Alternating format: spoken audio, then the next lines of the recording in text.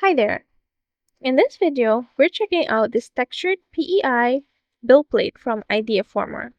I picked this up as a spare for my P1S so that when I need to clean my main plate, I can just swap this one in and keep printing without any downtime.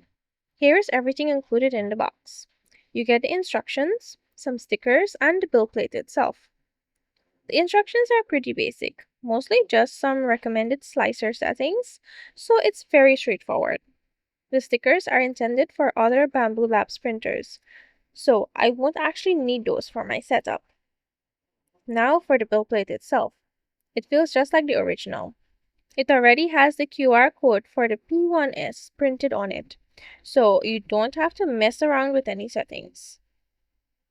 Just pop this plate into your machine and you're good to go. I just wanted to show you exactly what you get with this plate. I've already put it to use and it works perfectly. Thanks for watching and I'll see you in the next one.